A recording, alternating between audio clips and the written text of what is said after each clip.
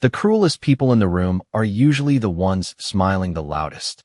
The crystal chandeliers above the ballroom scattered gold light across hundreds of polished champagne glasses, while soft piano music drifted through the enormous estate like a beautiful lie. Waiters in white gloves moved silently between tables covered in ivory roses. Senators laughed beside billionaires, and every camera in the room seemed obsessed with the bride standing beneath the massive floral arch at the center of the vineyard hall. Victoria Hale looked flawless in satin and diamonds, the kind of woman magazines called untouchable, but her smile sharpened the second she saw the man walking through the entrance. Ethan Calloway, the billionaire everyone in Manhattan had whispered about after his very public breakup with Victoria 6 months earlier. Conversations lowered into murmurs almost instantly. Some guests straightened in their chairs. Others reached for their phones beneath the table. Ethan stepped inside wearing a perfectly tailored black tuxedo, tall, calm, unreadable as ever, but it was the woman beside him that made the room freeze. She wore a simple black evening gown with no diamonds, no dramatic makeup, no designer arrogance. Just elegance. Quiet elegance. Clara Bennett walked beside him with careful grace, her hands folded lightly in front of her as if she already knew every pair of eyes in the room would judge her before she even spoke. A few guests exchanged confused looks. One woman leaned toward another and whispered, "Isn't that his maid?" The rumor spread table to table in seconds like wildfire beneath silk and perfume. Ethan heard it. Clara definitely heard it. But neither reacted. Victoria's lips slowly curved into something colder than surprise. She lifted her champagne glass and stepped forward as cameras immediately turned toward her. "Ethan," she said sweetly, loud enough for nearby guests to hear. "You actually came." Ethan's jaw tightened slightly. "You sent an invitation." Victoria's eyes drifted toward Clara, scanning her from head to toe with polished cruelty. "And you brought company." Clara offered a polite smile. "Good evening." Victoria gave a tiny laugh. "This is Clara, right? Your maid." The word hung in the air longer than it should have. Several people nearby smirked behind their glasses. Clara felt heat crawl into her neck, but she refused to lower her eyes. Ethan took one step closer to her. "She's with me." Victoria raised an eyebrow. "Of course she is." The string quartet continued playing somewhere near the dance floor, but now the music sounded distant beneath the tension tightening across the ballroom. Clara noticed the way wealthy women stared at her dress, searching for labels they recognized. She noticed the subtle amusement on the faces of men who suddenly seemed very entertained by Ethan's arrival, like the entire wedding had just become theater. Victoria turned toward the crowd with a dazzling smile meant for photographers. "Well," she announced lightly, "this should make tonight more interesting." Soft laughter followed. Clara instinctively gripped the small, embroidered handkerchief hidden in her palm, the old white fabric nearly disappearing against the dark fabric of her gown. Ethan glanced down briefly, noticing the movement. "You okay?" he asked quietly. Clara forced a calm breath. "I've cleaned rooms for people like this for 3 years," she whispered back. "I know how invisible they think I am." Something flickered across Ethan's expression then. Guilt maybe. Or regret. Before he could answer, Victoria suddenly lifted a microphone near the stage, drawing the room's attention completely toward her. "Since tonight is all about unforgettable memories," she said smoothly, "perhaps we should let Ethan's guest entertain us." Clara's stomach tightened. A few guests laughed louder now. Victoria tilted her head innocently. "Tell me, Clara, do maids still play piano these days?" The ballroom erupted into amused whispers as every eye in the room turned toward Clara Bennett.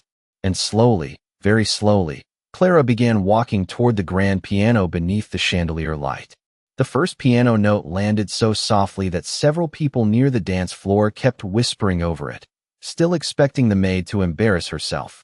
Clara sat perfectly still beneath the chandelier light, her fingers hovering over the ivory keys for half a breath longer before the second note followed. Then the third, and suddenly the ballroom changed. Conversations faded one table at a time as the melody spread across the room like warm smoke. It was not the polished performance of someone trying to impress strangers.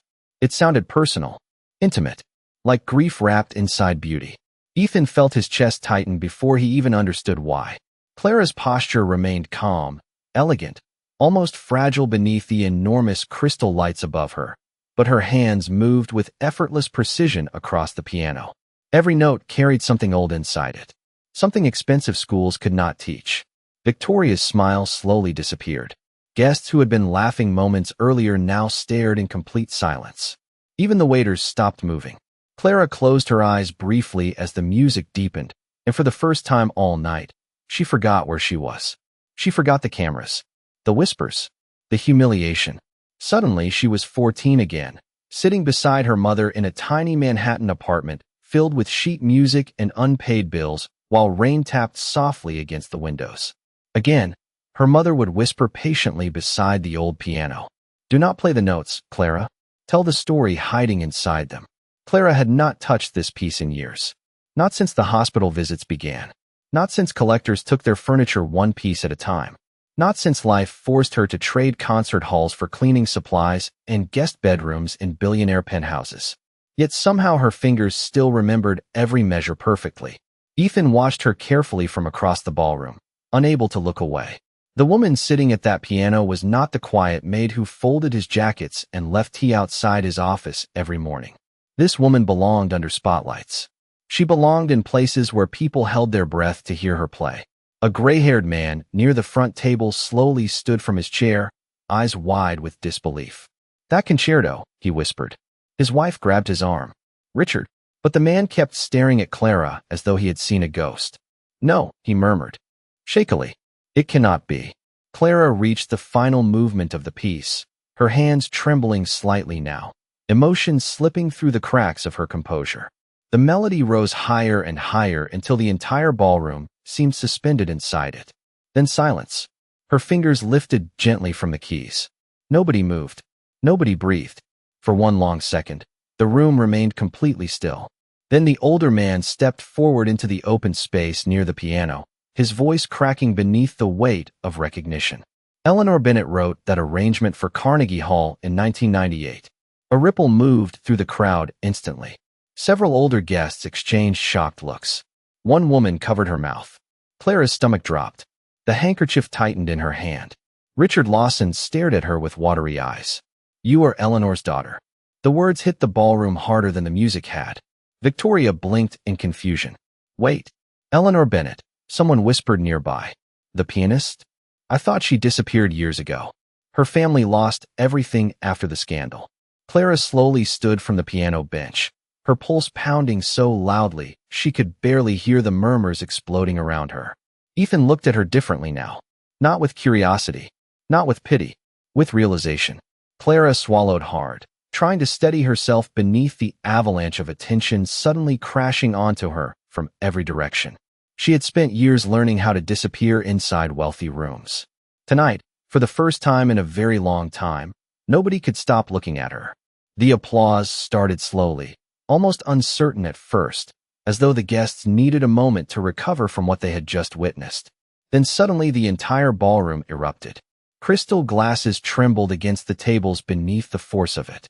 People who had laughed at Clara 20 minutes earlier now stood on their feet clapping for her, with stunned expressions painted across their faces. Clara could barely breathe. The spotlight above the piano felt too warm against her skin, too bright after years spent hiding quietly behind service doors and polished hallways.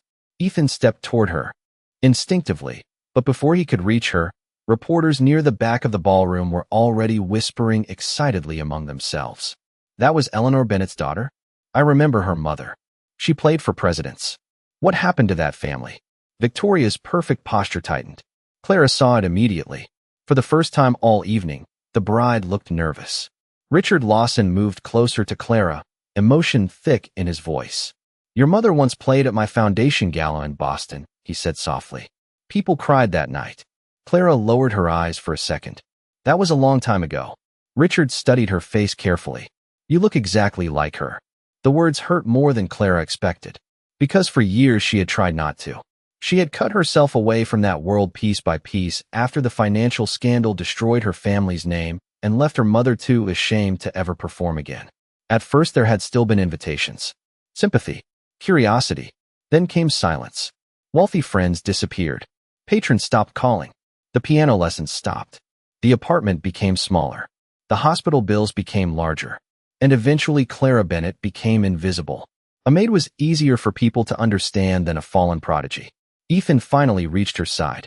"You never told me," he said quietly. Clara gave a faint smile that did not reach her eyes. "You never asked." The answer landed harder than he expected.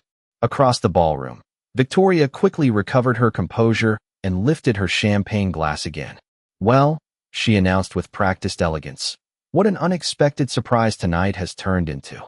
Her voice remained smooth, but the bitterness beneath it was impossible to miss now. Clara noticed several guests beginning to shift toward her direction, suddenly eager to speak with her, eager to attach themselves to the mystery they had mocked moments earlier. One older woman approached, smiling too brightly. "Darling, you simply must come to our winter charity gala in Manhattan."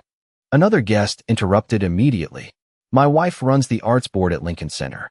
We would love to reconnect with you." Clara felt exhausted listening to them. It amazed her how quickly respect appeared once society recognized a last name. Ethan noticed the discomfort in her expression. "You do not owe anyone here your attention," he murmured. Clara looked at him then, really looked at him, and something complicated twisted painfully inside her chest. Because despite everything, he had defended her tonight. But he had also brought her into this room knowing exactly how cruel these people could be. Victoria suddenly stepped closer again, her diamond bracelet flashing beneath the lights. "I admit," she said carefully, "I underestimated you." Clara met her gaze calmly. Most people do. A few nearby guests exchanged awkward glances. Ethan almost smiled for the first time all evening. Victoria noticed immediately. That bothered her even more than the piano performance itself. The bride's eyes flickered between them before she leaned slightly closer toward Clara and lowered her voice just enough to sound polite while still cutting deep. "Be careful," she whispered. "Men like Ethan enjoy rescuing broken women. It makes them feel powerful." Clara's fingers tightened around the embroidered handkerchief again. But before she could answer, Ethan spoke first. "And women like you," he said coldly, "only love people when there is an audience watching." The air between them turned sharp enough to silence the entire corner of the ballroom once again. The tension near the ballroom stage lingered long after Victoria walked away, smiling tightly at guests as though nothing had happened. But people were still watching Clara now. Not with amusement anymore. With fascination. The shift was impossible to ignore. Ethan noticed it in the way investors suddenly wanted to shake Clara's hand. In the way older socialites studied her face, trying to connect her to old magazine covers and forgotten concert programs from decades earlier. Clara, however, looked like she wanted to disappear. "You should get some air," Ethan said quietly. Clara nodded once without speaking. Together they slipped through the side doors of the estate and stepped onto the massive stone terrace overlooking the Napa Valley vineyards below. Cool night air wrapped around them instantly, carrying the scent of roses and distant rain. Behind them, the ballroom music became muffled beneath the thick glass doors. Clara rested her hands lightly against the balcony railing and closed her eyes for a moment. "I forgot how exhausting rich people are," she whispered softly. Ethan almost laughed under his breath. "You work for one." Clara glanced sideways at him. "You are actually one of the easier ones." The corners of Ethan's mouth moved slightly. It was the closest thing to a real smile he had shown all night. For a few quiet seconds, neither of them spoke. Below the terrace, thousands of tiny string lights glowed between the vineyard rows like fallen stars. Clara pulled the embroidered handkerchief from her palm and stared at the faded initials stitched into the corner. Ethan looked down at it carefully. "Your mother's?" Clara nodded. "She gave it to me before my first recital." Her voice softened beneath the night wind. "She used to say every woman should carry one beautiful thing into difficult rooms." Ethan studied her expression. "You still love music." Clara gave a small sad smile. "Loving something does not always mean you get to keep it." That answer stayed with him longer than he expected. Inside the ballroom, guests continued celebrating beneath crystal lights and expensive champagne. But out here Clara looked nothing like the poised woman who had stunned the room minutes earlier. She looked tired. Human. Ethan suddenly realized he knew almost nothing about her despite seeing her every day for nearly 2 years. He knew how she organized his bookshelves alphabetically when stressed. He knew she hummed softly while watering plants in the penthouse kitchen. He knew she drank tea with too much honey whenever she worried about her mother's health. But he had never asked who she used to be before life became survival. "Why did you stop playing?" he asked carefully.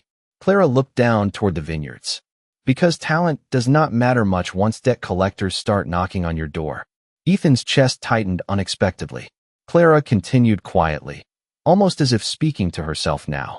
"After my father disappeared during the investigation, nobody wanted to be associated with our family anymore. Concert invitations vanished overnight. Sponsors vanished. Friends vanished." She swallowed hard before adding, "My mother got sick 2 years later." Ethan remembered headlines from years ago about a massive financial scandal tied to investment fraud on the East Coast. He had been too busy building his own empire to care much at the time. Now standing beside Clara beneath the vineyard lights, those old headlines suddenly felt cruelly small compared to the real person who survived them. "You should not have had to go through that alone," he said quietly. Clara laughed once under her breath, though there was no humor in it. "Everybody goes through something alone eventually." Before Ethan could answer, the terrace doors suddenly opened behind them. A wedding coordinator hurried outside looking flustered. "Mr. Calloway," she said nervously, "there is a situation inside." Ethan frowned immediately. "What kind of situation?" The woman hesitated before glancing uneasily toward Clara. "Miss Hale announced an additional charity auction unexpectedly. She specifically requested Miss Bennett remain present for it." Clara's stomach dropped instantly. Ethan's expression darkened, because they both knew at the exact same moment that Victoria Hale was not finished with her yet. The ballroom somehow felt colder when Clara and Ethan stepped back inside together. Conversations softened the moment guests noticed them returning from the terrace, curiosity moving through the crowd like electricity beneath the crystal lights.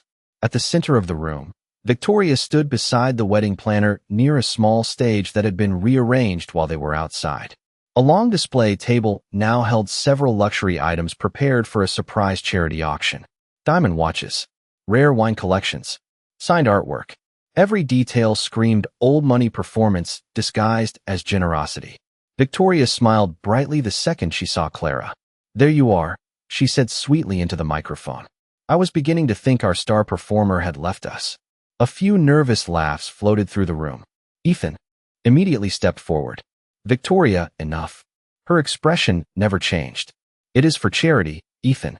Surely even you cannot object to helping children's hospitals tonight." Clara recognized the trap instantly. If she refused to participate now, she would appear arrogant after receiving the crowd's admiration. If she stayed, Victoria would continue using her as entertainment. Ethan lowered his voice beside Clara. "We can leave." Clara looked around the ballroom slowly. At the cameras, the wealthy donors, the socialites pretending not to stare. Then she looked toward Victoria standing beneath thousands of dollars in white roses and realized something quietly painful. Victoria still believed humiliation was power. Clara straightened her shoulders gently. "No," she said softly. "I am tired of leaving rooms because someone else wants me uncomfortable." Ethan stared at her for a second before slowly nodding. Victoria's smile tightened almost invisibly when Clara approached the stage without fear. "Wonderful," the bride announced smoothly. "Tonight each guest will pledge donations toward arts education programs across New York." Applause followed. Victoria continued, "And because Miss Bennett has reminded us all how important hidden talent can be." Her eyes flickered toward Clara carefully. "I thought perhaps she could help us present the auction items." Clara understood exactly what she was doing. Put the maid back into service where everyone believed she belonged. Several guests shifted awkwardly in their seats. Richard Lawson frowned openly now. Ethan's jaw hardened beside the stage. But Clara surprised everyone again. "I would be happy to help," she said calmly. Victoria blinked once. Almost disappointed the insult had failed to land. The auction began beneath warm golden lighting while servers moved through the ballroom with trays of champagne. Clara carried herself with such quiet confidence that even simple gestures began changing the room around her. When a donor struggled to identify an impressionist painting offered during the bidding, Clara politely corrected the artist's time period without sounding arrogant. When another guest joked about maids learning culture from wealthy employers, Clara simply smiled and quoted a line from Tolstoy so elegantly that the entire table fell silent. Ethan watched the reactions spreading across the room one by one. Respect. Genuine respect. Not because of her last name this time, because of who she actually was. Victoria noticed it too, and it infuriated her. By the middle of the auction, people were listening to Clara more closely than the bride herself. Then came the final item of the night. Victoria lifted a velvet-covered box dramatically beneath the chandelier light. "Our final piece," she announced, "is a private donation from the Hale family." A server opened the box, revealing an antique diamond brooch shaped like a swan. Gasps moved through the room. Clara's breath caught instantly. She recognized it immediately. Ethan noticed the change in her expression. "What is it?" he whispered. Clara stared at the brooch with pale disbelief. "That belonged to my mother." The room suddenly felt smaller around her. Victoria slowly turned toward Clara with calculated innocence. "Oh," she asked softly into the microphone. "Then perhaps you should tell everyone how it ended up in our family's collection." The ballroom fell so quiet that even the soft crackle of candle flames seemed loud beneath the chandeliers. Clara stared at the antique swan brooch resting inside the velvet box, memories crashing into her chest before she could stop them. She remembered her mother wearing it during winter concerts in Manhattan, the diamonds catching stage lights, while audiences rose to their feet applauding. She remembered polishing it carefully as a little girl while Eleanor Bennett smiled beside the mirror preparing for performances that once made entire concert halls cry. And she remembered the day it vanished. Clara slowly lifted her eyes toward Victoria. "That brooch was stolen from my mother 15 years ago," she said quietly. A ripple swept through the crowd immediately. Victoria tilted her head with practiced confusion. "Stolen?" she repeated lightly. "That is a serious accusation." Ethan stepped closer beside Clara, without hesitation now. The bride's smile tightened. "The Hale family purchased it legally through a private estate auction." Victoria continued smoothly into the microphone. "Surely you are not implying otherwise in front of all these guests." Clara could feel hundreds of eyes on her again, waiting to see whether she would retreat or break beneath the pressure. But something inside her had changed tonight. Maybe it was exhaustion. Maybe it was finally realizing she had spent too many years apologizing for surviving. She walked slowly toward the velvet display table and looked directly at the brooch. "Open the clasp," she said calmly. Victoria blinked once. "Excuse me." "The clasp," Clara repeated softly. "My father engraved something inside it for my mother on their anniversary." A murmur spread instantly through the ballroom. Victoria hesitated for the first time all evening. Ethan noticed immediately. So did everyone else. Richard Lawson stepped closer. "Open it," he said firmly. Victoria's fiancé shifted uncomfortably beside her now, clearly realizing this wedding was spiraling far beyond elegant damage control. Slowly, Victoria handed the brooch to the auction attendant. The woman carefully opened the tiny hidden clasp beneath the swan's wing. Then she froze. "There is engraving inside," she whispered. Richard took the brooch carefully and adjusted his glasses beneath the chandelier light. "To Eleanor," he read aloud slowly. "For every standing ovation still to come. Love, Michael." The silence afterward felt enormous. Clara closed her eyes briefly as emotion tightened painfully in her throat. Across the room, several older guests looked genuinely ashamed now, because suddenly the story they had believed for years no longer sounded so simple. Victoria's composure finally cracked slightly. "That proves nothing," she said quickly. "My father collected hundreds of pieces through auctions." Clara looked at her steadily. "Your father was one of the board members who pushed my mother out after the scandal." Another wave of whispers exploded through the ballroom. Ethan's expression darkened instantly. He remembered those headlines now with uncomfortable clarity. Investment fraud. Missing funds. Society turning vicious. Overnight. But standing beside Clara tonight, he could finally see the truth hidden underneath it all. Her family had not just lost money. They had lost dignity, community, identity. Victoria folded her arms tightly. "Your father disappeared because he was guilty." Clara swallowed hard, but kept her voice calm. "No. My father disappeared because nobody powerful wanted the truth investigated after certain wealthy families protected themselves." The room turned deadly still again. Ethan looked toward Victoria slowly. "Did your family know the allegations against Clara's father were never proven?" Victoria's silence answered loudly enough on its own. Her fiancé stared at her with growing discomfort. "Victoria," he asked quietly. She avoided his eyes completely. Richard Lawson suddenly spoke with visible anger beneath his calm voice. I remember Eleanor begging the board to delay the investigation until evidence was verified. He looked around the ballroom sharply. None of us listened because protecting reputations was easier. Shame settled across several faces near the front tables. Clara stood there silently beneath the chandelier light, while the entire room finally began understanding something she had carried alone for years. Ethan looked at her differently now than ever before. Not as someone broken, not as someone rescued, but as someone who had survived cruelty with more grace than everyone else in the room combined.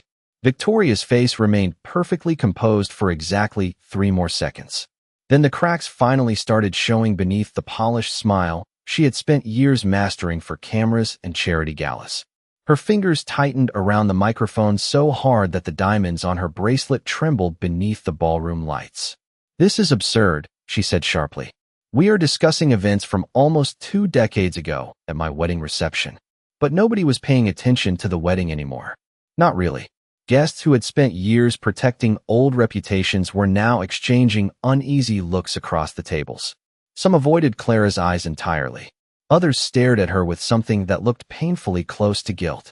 Ethan stepped toward the center of the ballroom slowly, his voice calm but cold enough to silence the room again. "You invited Clara here to humiliate her," he said. "Instead, all you did was expose the kind of people this room protects." Victoria laughed once under her breath, though the sound carried no warmth now. "Please, Ethan, do not pretend this suddenly became about morality." Her eyes flickered toward Clara.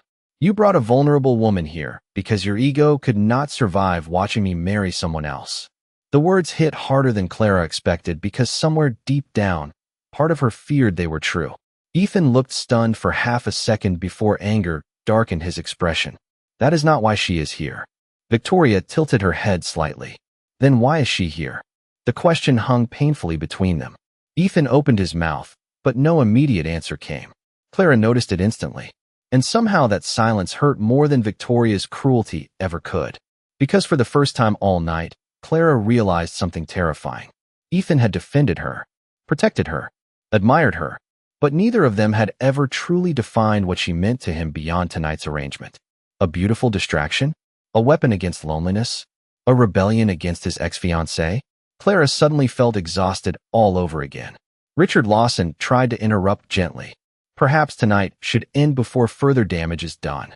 But Victoria was spiraling now beneath the weight of losing control publicly. "No," she snapped.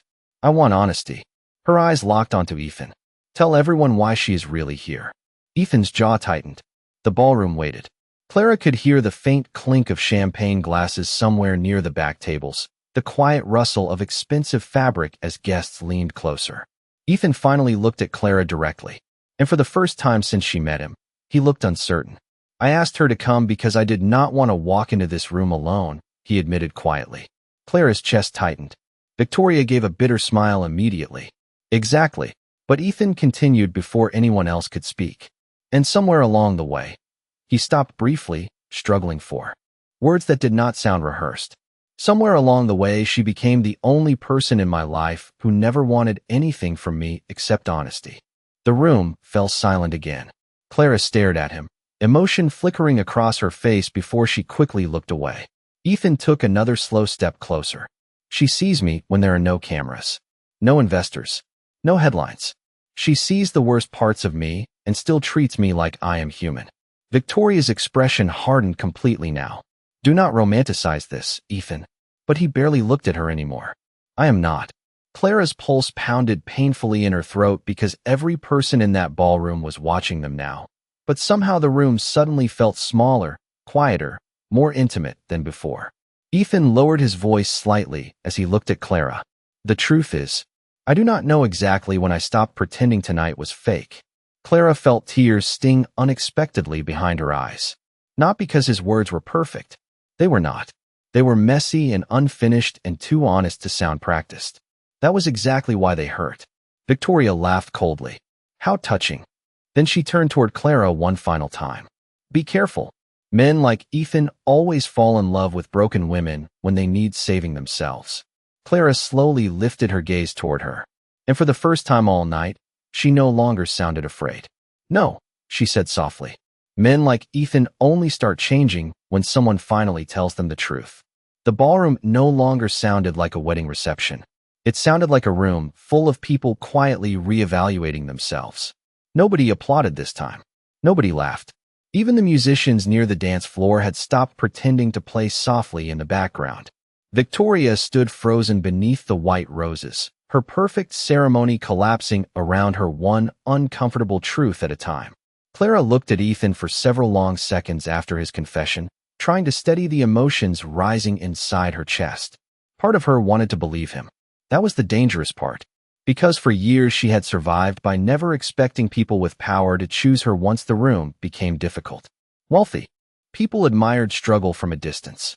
They rarely stayed when it became inconvenient. Ethan stepped closer carefully. Clara. But she shook her head gently before he could continue. Do not, she whispered. Her voice remained soft, but the hurt inside it cut through him immediately. Clara looked around the ballroom slowly at the guests now pretending they had never judged her, at the socialites suddenly offering sympathy now that her tragedy sounded elegant enough to matter, at the reporters already turning her pain into tomorrow's headlines. Then finally she looked back at Ethan. You know what hurts the most? She asked quietly. Ethan said nothing. Clara smiled sadly. It is not Victoria. The bride looked stunned, hearing her name spoken so calmly. Clara continued softly. It is realizing that tonight was never supposed to be about me as a person. Ethan's expression tightened instantly. That is not true. Is it not? Clara asked gently. 3 days ago, I was the woman cleaning your kitchen while you ignored your own dinner because another business merger upset you. Ethan lowered his eyes briefly because she was right. Clara's voice remained calm, but every word landed with painful honesty now. You brought me here because you did not want to feel humiliated alone. Silence spread between them. Ethan tried to speak again, but Clara continued first. And somewhere between the piano and the headlines, and everyone suddenly deciding I mattered, she swallowed carefully. You started seeing me differently. Ethan's chest tightened. I always saw you. Clara looked at him with heartbreaking tenderness then. No, Ethan. You saw how I made you feel. The truth of it hit him harder than any insult Victoria had thrown all night. Because deep down, he knew there was still selfishness tangled inside his feelings. He had leaned on Clara's kindness long before he ever asked who carried her through difficult nights.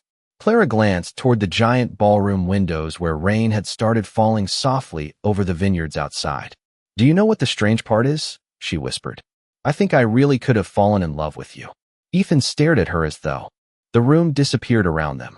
Victoria's fiancé quietly stepped away from the stage now, his face pale with embarrassment while reporters exchanged nervous glances nearby. None of it mattered to Ethan anymore.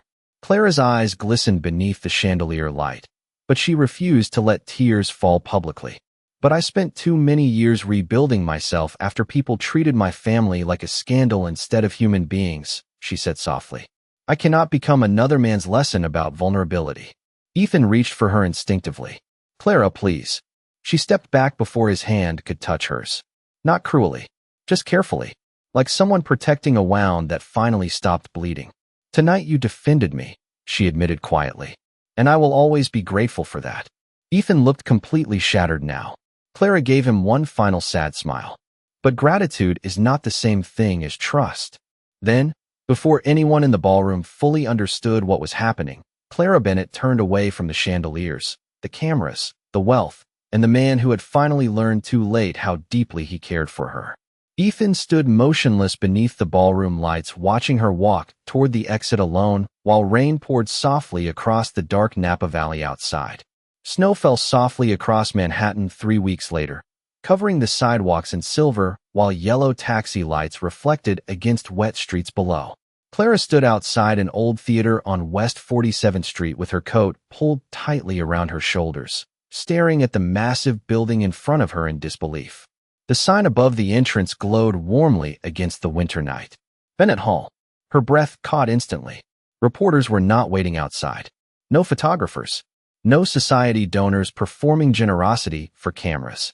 Just warm light shining through restored windows and the distant sound of piano music drifting faintly into the street. Clara looked down at the invitation in her gloved hands again. No logo. No press release. Just a single sentence written in Ethan's handwriting. Some dreams deserve a second opening night. Slowly she stepped inside. The theater lobby smelled faintly of polished wood and fresh paint. Gold details lined the ceiling exactly the way old concert halls used to before modern buildings traded beauty for glass and steel. Clara stopped walking the moment she saw the framed photographs along the walls. Eleanor Bennett performing at Carnegie Hall. Eleanor laughing backstage beside musicians. Eleanor holding the swan brooch against her gown with pride in her eyes. Clara covered her mouth with trembling fingers. A quiet voice behind her spoke gently. Richard Lawson helped me find the archives. Clara turned slowly. Ethan stood near the grand staircase wearing a dark wool coat instead of one of his usual expensive suits. For the first time since she met him, he looked almost nervous. Human. No entourage. No business partners. No performance. Just him. Clara's eyes filled immediately. You restored this theater? Ethan shook his head softly. No, he glanced around the lobby. I restored your mother's name.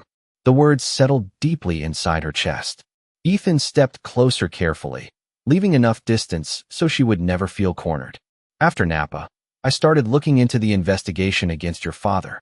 Clara stared at him silently. Ethan continued quietly. There were missing records, buried testimonies, people protecting themselves exactly like you said. He swallowed hard. Your family was abandoned before the truth even mattered. Clara looked away briefly as emotion threatened to overwhelm her again. Ethan's voice softened. I spent most of my life believing power meant winning every room I walked into. He gave a faint, sad smile. Then I met someone who survived losing everything without becoming cruel. Clara looked back at him slowly.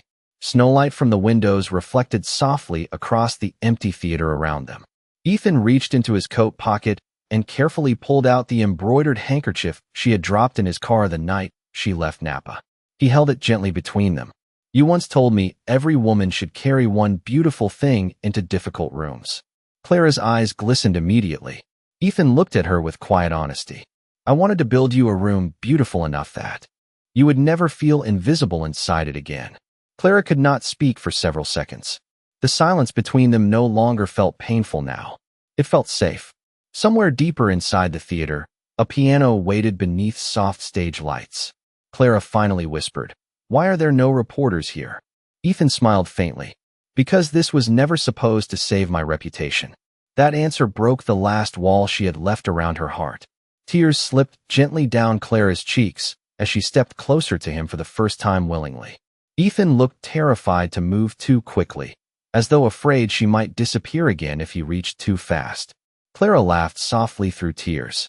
You know, she whispered, for a billionaire, you took an incredibly long time to figure out something very simple. Ethan raised an eyebrow carefully. What is that? Clara looked directly into his eyes beneath the warm theater lights. The right people do not need rescuing. Ethan smiled then. A real smile this time. Quiet. Relieved. Honest. Outside, snow continued falling across New York while inside Bennett Hall, the piano waited patiently beneath the stage lights for Clara Bennett to finally come home.